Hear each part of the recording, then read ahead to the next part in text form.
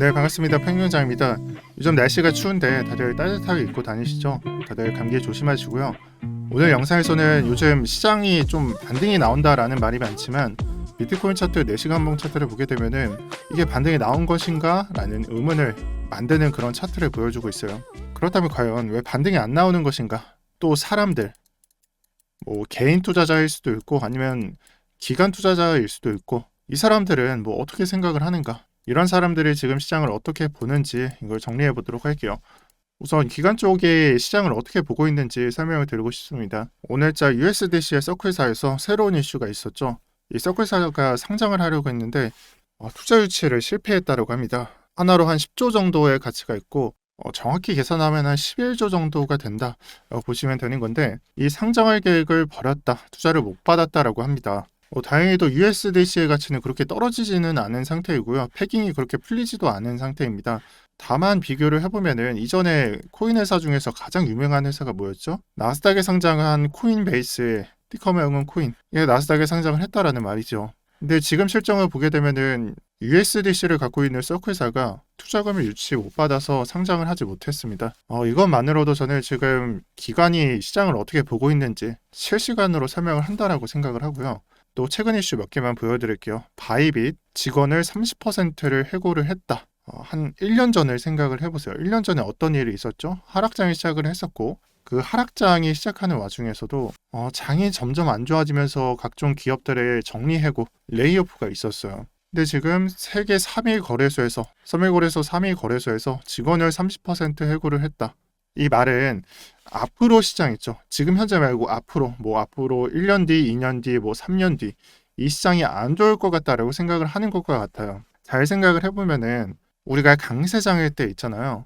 비트코인 차트를 보면서 예를 들어 볼까요? 지금 표시되어 있는 강세장일 때 기업들이 해고를 했었나요? 아니죠. 규모를 늘리고 웹3를 이제 도전을 하겠다. NFT도 정말 각종 기업에서 뛰어들고 페이스북은 요거를 그냥 메타로 바꿔버렸잖아요. 장이 좋을 때는 미래가 좀 창창해 보이니까 그런 식으로 했는데 지금 현재는 크립토인터의 직원 30%를 해고 있다. 이거는 마치 서클사에 투자를 희망했었던 기업들이나 아니면 바이비트 당사나 앞으로 미래가 그려지지 않는다라는 것을 의미합니다. 또 하나만 더 보여드릴게요.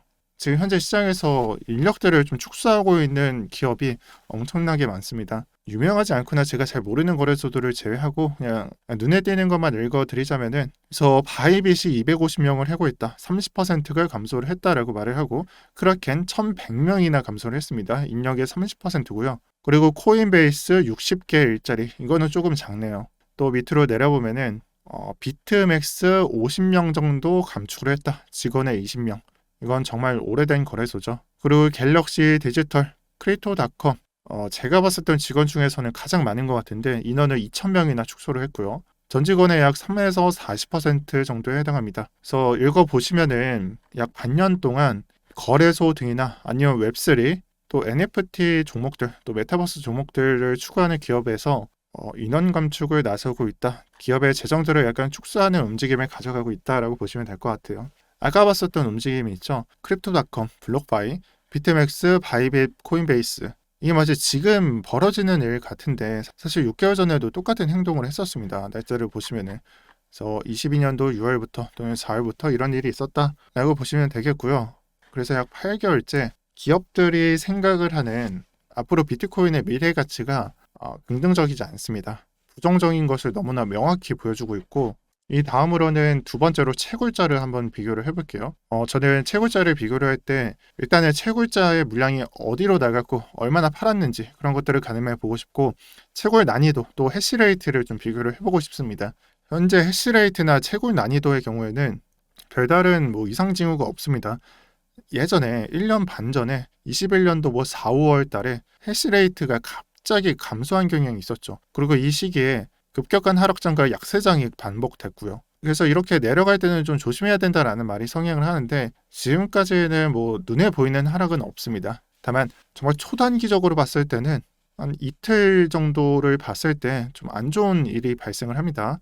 이 부분은 단편적인 건지 아니면 장기화가 될 이슈인지는 잘 모르겠으나 지금 마우스 포인트가 있는 곳을 보시면 한 번에 갑자기 떨어지는 구역이 보이실 겁니다.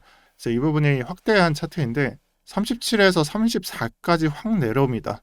채굴 난이도가 이렇게 내려왔다는 뜻은 장에 조금씩 이상 징후가 생겨나고 있다라고 보셔도 되는 거고요. 또 비슷한 시기에 채굴자 물량을 보게 되면은 여기에는 토탈 트랜스퍼 볼륨 프롬 마이너즈라는 게 나오죠. 간단하게 채굴자들이 비트코인을 얼마나 옮겼는지, 다른 주소로 얼마나 옮겼는지를 말을 합니다. 채굴자들은 비트코인을 자주 옮기지 않습니다. 그래서 이런 물량이 등장을 했을 때는 사람들이 대부분 매도 물량으로 나왔다라고 인식을 합니다. 근데 이게 최근자 있죠. 22년도 디셈버잖아요. 잘 안 보이실 텐데 마우스 포인트가 있는 게 이번 달입니다. 근 1년치 물량 중에서 이번 연도 또 이번 달에 나온 채굴자 물량이 가장 높습니다. 가장 많고요. 그러면 채굴자가 던졌다라는 말에 해당하는 건데 과연 언제 던졌을까? 지금 이 지표는 마이닝 펄즈라는 지표고요. 이 지표가 정확히 그냥 매도 물량을 뜻하는 건 아닙니다. 그냥 해시레이트 그리고 채굴 난이도 또 채굴 타임 그러니까 블록 타임 그다음에 채굴자 물량까지 여러 가지 요소를 고려를 하는데 이 차트상 이번 하락 있죠. 11월 초에 있었던 FTT로 인해서 FTX가 파산을 하면서 21K 부근에서 16K 또는 15K 부근까지 내려왔는데 이번 물량에서 좀 많이 던졌다라는 것을 알 수가 있고요. 지금 마우스 포인트를 잘 보시면은 이런 식으로 올라갔다라는 것을 알 수가 있습니다. 그리고 이 차트에서 가장 심각했던 것은 21년도 5월 달쯤 이 부분에 약세장을 밟았을 때 채굴자 물량이 가장 많이 나왔다. 이 부분에서 약세장이 나왔을 때 채굴 압박이 있었다라고 보시면 되는 거고 저는 이 장과 이 장을 비교를 해보고 싶어요. 사실 18년도 말에 또 19년도 초 이때 저점을 밟고 다시 약세장으로 상승이 나왔던 시기인데요. 지금 여러분들 주황색을 보시면은 이 마이닝 펄즈라는 지표가 급격하게 올라가고 강세장 하락 이후에 약세장 하락 이 전체적인 하락 흐름이 종결이 되고 상승이 시작됩니다. 제가 늘 말씀드리는 약세장 상승이 시작이 되는 거예요. 그리고 좀 편리하게 이해를 하면 더 좋은데 저점을 밟을 때는 개인 물량이 나와서 이런 식으로 뚫린 게 아니라 정말 이런 큰 가격이 하락이 나왔을 때는 개인 물량 플러스 고래 물량도 조금 플러스 그 다음에 더 중요한 채굴자 물량까지 시장에 다 나와서 약세장을 끝낸 결과라고 볼 수가 있습니다. 자, 그럼 여기서 어떤 교훈을 얻어낼 수 있을까요? 하락장이 시작되고 채굴자 물량이 나온다는 것은 그 당시에 정말 깊은 하락이 나온다는 의미에서 당시에는 고통스럽지만 그 이후에 상승장을 시작할 때가 많다라고 말씀을 드리고 싶어요. 지금 여기에 있는 5년치 데이터가 대부분 그러한 차트를 나타내고 있습니다. 여러분 딱 하나 제한다면 이런 구간이 되겠네요. 이거는 그냥 무시하고 그냥 올리는 것에 불과하니까요. 자, 그러면은 지금 바닥에서 있다가 제가 봤을 때는 마이닝 펄스가 약간 이상해지는 것 같아요. 지금 나오고 있는 지표도 실시간으로 보면은 그렇게 긍정적인 지표는 안 보이고요. 그렇다면은 이 미래 차트는 제가 봤을 때는 단기적으로는 좀 암울할 수도 있어요. 지금은 알 수 없지만 저가를 못 뚫린다거나 뭐 그런 이상 징후가 나타날 수도 있는데 이것을 좀 좋은 방면으로 해석을 하자면은 이 지표가 만약에 올라가고 채굴자 물량이 진짜 많이 나오게 되고 우리가 표현하는 진짜 물량, 진짜 채굴자 물량이 많이 나오게 된다면은 저는 그 길로부터 하락장 끝난다. 그리고 약세장 상승이 시작될 수 있을 것이다 라고 봅니다. 자, 그러면 전반부에는 기업들이 어떻게 보고 있는가 그리고 채굴자들이 어떻게 생각을 하고 물량을 어떻게 내놓고 있는가를 말씀을 드렸는데 중구난방합니다. 좋은 점 나쁜 점을 말씀드렸었고 어떻게 생각을 정리해야 될지 모르겠어요. 제 생각을 말씀드리고 싶어요. 지금 제가 봤을 때는 뭐 채굴자가 던지고 기업들이 나쁘게 평가를 하고 각종 안 좋은 뉴스들이 차지를 하면서 반등도 안 나오고 있고 바닥에서 기고 있으며 고점으로부터 지금 현재 70% 또는 77% 하락을 한 와중에 있습니다. 여러분들의 투심이 그냥 바닥을 길 것 같습니다. 근데 제가 바닥을 바로 짚자라고 했었죠. 지금 나오고 있는 증상은 18년도에 나왔던 바닥 증상하고 크게 다를 게 없습니다. 많은 사람들이 아니고 많은 사람들이 시장을 떠나고 이제는 기업조차 이런 식으로 평가절하를 하고 있어요. 이때는 기업이 없었죠. 18년도에는 기업이 없어서 이런 뉴스들이 많이 없었어요. 볼만한 게 뭐 마운트곡스 찌라시로 몇 번 놀리고 그 다음에 정말 어이가 없는 뭐 CME 갭 하면서 그 갭을 채운다라는 개념도 있었고 그런 것들밖에 없었는데 지금 유일하게 통하는 게 채굴자 물량입니다. 그래서 채굴자 물량이 비슷하기 때문에 한 번 더 하락이 나오게 된다면은 저는 바닥이다라고 생각을 할 거고 단기적으로는 안 좋더라도 여러분들 좀 충격에 대비해 주시는 게 좋을 것 같아요. 그게 아니라면 정말 등장하더라도 지금의 매물대를 지켜낸다면은 그것도 되게 좋다라고 생각을 합니다. 어차피 바닥은 확인된 거니까요. 그리고 현재 보고 있는 것은 스토캐스틱 차트입니다. 오랜만에 주봉 차트를 꺼냈어요. 주봉 차트에서 좀 달라진 점은 스토캐스틱 533이 아니라 166 민감도를 조금 낮췄습니다. 덜 민감하게 만들었어요. 지금 시점에서 더 하락을 하고 계속된 하락장을 반복할 것인가가 정답인가? 아니면 여기서부터 상승을 시작할 것인가, 이 부분을 말씀을 드리고 싶고 이 패턴만 말씀을 드릴게요. 바닥에서 반등이 나올 때는 비트코인이 반등, 천장에서는 하락이 나올 때가 많습니다. 너무나 당연한 이치겠죠.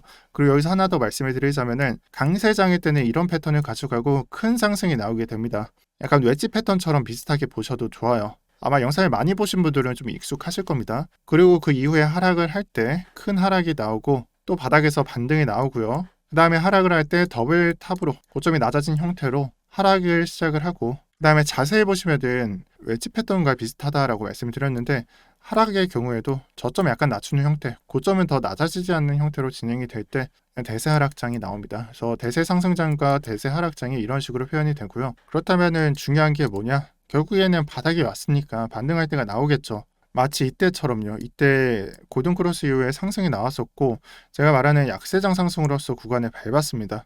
지금 구간이 과매도냐 과매수냐? 당연히 과매도겠죠. 그렇다면은 이 구간이 끝나게 된다면은 스토캐스틱은 올라갈 수밖에 없습니다. 그 구간이 한정적이게 여기까지 올라가든 일단은 상승장은 나오게 됩니다. 그래서 제가 봤을 때는 앞으로는 하락장으로서 매매를 하는 게 아니라 여러분들께서 상승장으로 매매를 하시는 게 저는 좋다라고 생각을 해요. 여기서 리스크는, 이 지표에서 리스크는 아마 이 하락장이 어떻게 마무리가 될 것인지, 그것이 중요하게 될 겁니다. 과매도 이후에 반등은 나오게 됩니다. 작은 반등은 있었죠. 근데 지금 시점에서 이 차트가 나와 있기 때문에 이건 다 반등 차트가 아니었다라고 생각을 하지만 이 부분을 지워놓고 지금 이 차트를 보게 되면은 여기서부터는 상승 시작이다라고 생각을 할 수가 있어요. 이게 이미 나와 있는 차트를 해석할 때 그런 문제가 발생을 하는데, 제가 드리는 말을 좀 요약을 하자면은 이게 여기서 반등이 나올지 아니면 한 번 더 이런 식으로 약세장기를 걷는 다음에 그 다음에 반등이 나올지는 모릅니다. 하지만 중요한 것은 한 번 아니면 두 번 안에 이 상승의 흐름이 나온다라는 것이 핵심입니다. 그리고 단기장만 한 번만 말씀을 드릴게요. 제가 지금 보고 있는 거는 4시간 봉 차트랑 1시간 봉 차트예요.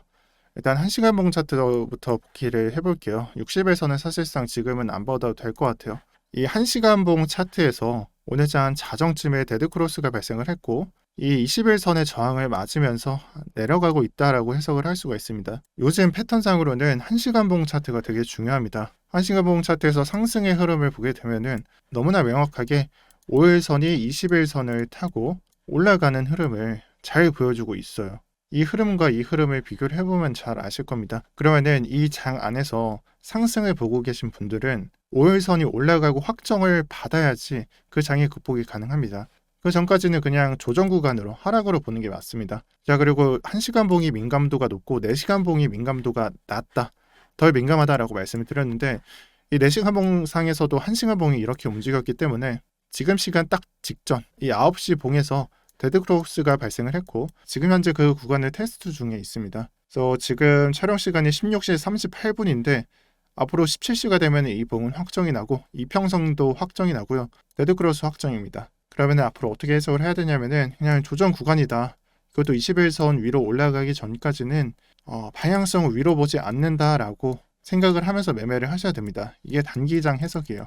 그러면 알트코인들은 어떻게 매매를 해야 될까요? 이거 사실 제가 준비한 건 아닌데 말씀을 드릴게요. 방금 가정은 단기적으로 상승이 아니라 하락을 본다라는 것이 가정이었죠. 그렇다면 우리의 정답지 안에 된 방향성이 아래로 깔려 있는 거예요. 그러면은 지금 하락하고 있는 코인을 여기서 잡아서 여기까지 노리는 게 맞을까요? 아니면은 지금 이상하게 상승하고 있는데 근데 나는 앞으로 하락할 것 같아. 그럼 이 코인을 잡아서 하락을 잡는 게 맞을까요? 이게 맞겠죠. 지금 상승하고 있는 코인들 반대로. 그러면은 여기에 들어가서 바이낸스 퓨처마켓에 들어가서 24시일 변동선을 보게 되면은 XC, SNX, 신세틱스인가요? 무슨 코인이든지 간에 제가 설명드렸던 많이 상승한 코인을 잡아서 숏을 들어가는 게 맞겠죠. 그래서 XC, SNX, 갈라 이런 코인들을 잡아서 매매를 하는 게 좋다라는 말입니다. XC거나 아니면 갈라거나 거래대금만 보면 이런 식으로 정리를 할 수가 있겠네요. 그래서 오늘 영상 2개 올릴 예정인데 이 부분은 두 번째 영상에서 다시 설명드리도록 하겠습니다. 네, 영상 마치면서 마지막으로 말씀을 드립니다. 제가 이번 달 안에는 관점을 공유할 수 있는 방, 지금 아래에는 약간 진입가, 익절가, 손절가가 나와 있는데 이건 보지 마시고요. 관점을 제시할 수 있는, 나는 이런 아이디어를 갖고 있다 올려드리고 여러분들과 소통을 하고 이거 괜찮은데 추세선 이탈을 했을 때 실시간으로 못 잡았으니까 이 방향성에 대해서 되돌려 놓는 것을 잡고 하락을 한다라는 것을 가정하고 접근을 하는 타점이 있는 괜찮네. 스토캐스틱도 하락을 하고 괜찮네라고 생각을 할 수도 있죠. 이런 글이 올라온다면은 보는 입장에서는 괜찮을 겁니다. 보면서 매매를 할 수도 있고 많은 사람들이 이런 글을 올릴 수 있는 방을 기획하고 있습니다. 만약에 예를 들면은 이런 글이 올랐을 때 내가 만약 진입을 했어. 나는 이런 아이디어가 있다라는 것을 말을 한다면은 타점은 안 나가겠지만 좋네요, 안 좋네요. 나는 이렇게 생각을 한다. 이거는 그냥 추세선 이탈이 페이크고 고점 갱신할 것이다라고 생각을 하는 사람들도 있을 것이고 아니다. 이 아이디어는 맞다. 지금 단기적으로는 한 점심 이후까지는 하락을 할 것이다라고 보는 사람들도 있을 것이고 저 이런 관점 공유방을 만들 계획이에요. 저 결과를 놓고도 뭐 어떤 식이 됐네. 이 아이디어가 맞았네요라고 공유도 할 수 있고 이게 제가 기획하고 있는 12월 달의 아이디어입니다. 그래서 시나리오 방을 만들 계획이고요. 제가 여태까지 소통방이나 아니면 매매방이나 제가 직접적으로 여러분들한테 교육을 드리거나 그런 방이 없었어요. 처음 말씀드리는 건데 제가 이때까지 카톡방이나 어떤 그 방에도 장난식으로 말을 하지 진지하게 임했던 적이 많이 없습니다. 제 시간이 없기도 해서. 근데 제가 지금 이 방을 기획을 한 것은 시간이 많이 소요가 될 것이고 여러분들이 얻어가는 게 많을 것입니다. 그래서 참여를 원하시는 분들은 무료 선물방에 입장을 하시고요. 입장에 계시면은 제가 추려서 연락드리도록 하겠습니다. 참여 방법 간단합니다. 이거 누르셔서 카톡으로 연결이 되실 거예요. 이런 카톡에 그냥 참여라고만 적어주시면은 저희 상담원이 안내하도록 하겠습니다. 네, 영상 시청 감사드립니다. 오늘 저녁에 뵙도록 할게요. 감사합니다.